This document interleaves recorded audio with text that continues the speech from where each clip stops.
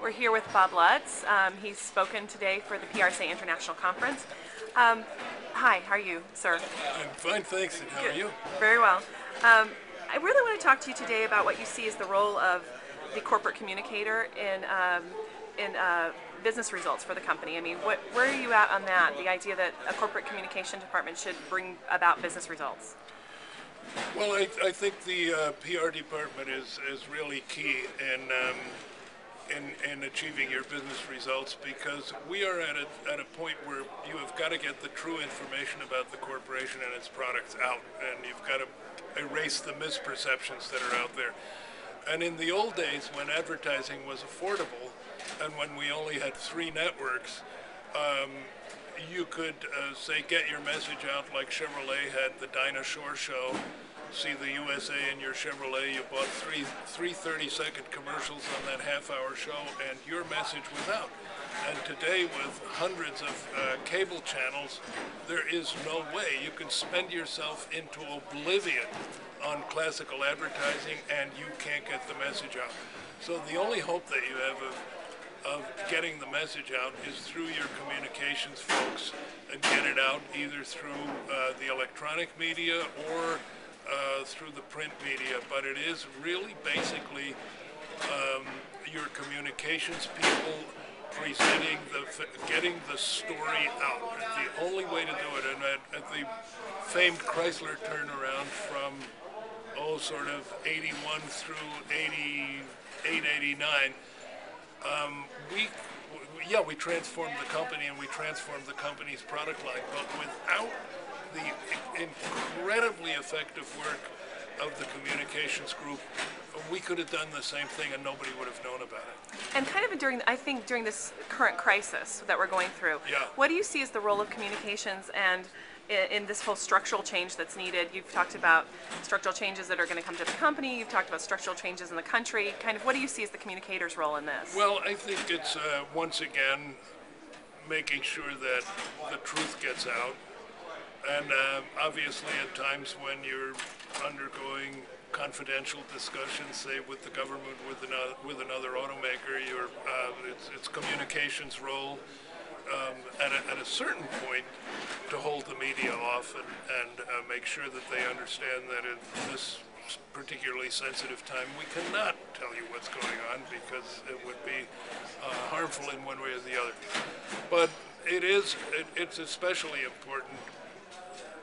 The messaging gets especially important at a time like this. And talking about two-way communication, because you do have the Fast Lane blog and other social media kind of interaction, what do you see as the role of social media in all of this, in communications for the company?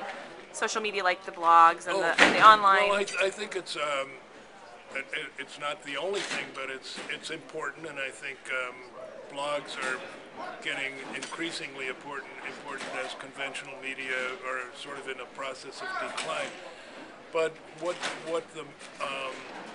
blog will permit you to do is get your message out in an unfiltered way. Because think about it, no matter how effective you are with a journalist, finally the article becomes not as you told him, but as how he or she interprets what you told him or her. And very often that's just a little bit off. It's not quite the message that you want, or it turns out being inaccurate. And the blog gives you a chance of not only telling the truth, but one of the reasons it's so effective is you're not only telling the truth and putting out facts, but you are also able to explain why you think that's the truth and why you want people to know those facts. So you can go those couple layers deep on explaining why this is your position. And frankly, you'll never get that. You'll never get that in a newspaper article, because they don't want to take the time, or they don't want to go into that depth, or they have to maintain balance so that for every positive thing they say about you, they also have to write a negative thing. So in terms of the unfiltered message, the blog is very important. And it's also along that line and a step further. What do you see as the value of the two-way communication channel with your customer and also with harnessing enthusiasts? You were talking about the Volt a little bit. I like the two. Well, first of all, a lot of what you get back obviously is negative, and it's a question of message not received, or I don't believe you, or I've always hated Detroit, and stuff like that. And you do have to develop sort of a thick skin to read all that, because you can get yourself depressed when you think, my God, look at all those people out there who basically don't like us. But you have to overlook that, and you have to realize that it at least takes you out of the dream world. And a lot of times I think corporations can fall into the trap of believing that because we are such wonderful people, everybody out there must like us. And I think it's a kind of a rude awakening, or like a cold shower, to find out that no, that is not the case. Many people out there don't believe us and don't like us.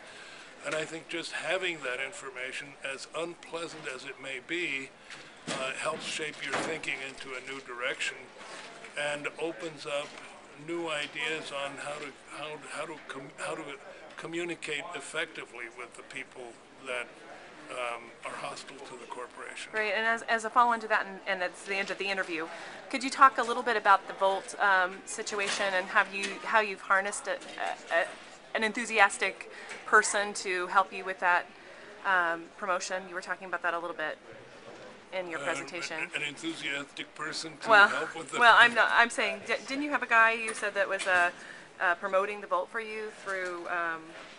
Well, I think it's the whole communications team. Yeah. And the whole company is behind the Volt. But we were just talking before about large segments of the population that are hostile to the corporation.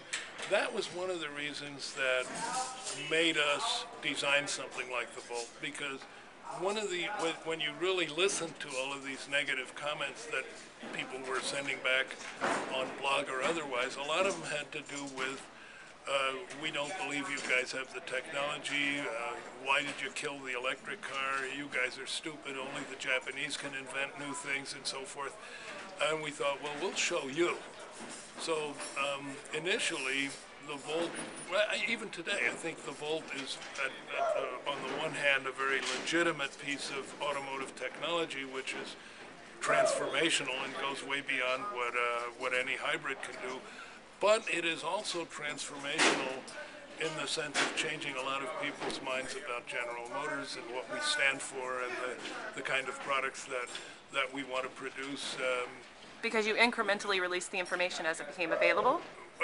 We are, but it's not that we have all the information and we're doling it out. It's as we learn, we also convey. So it's it's a synchronous process. Excellent. Well, thank you very much for taking the time. Well, thank you. All right, take care.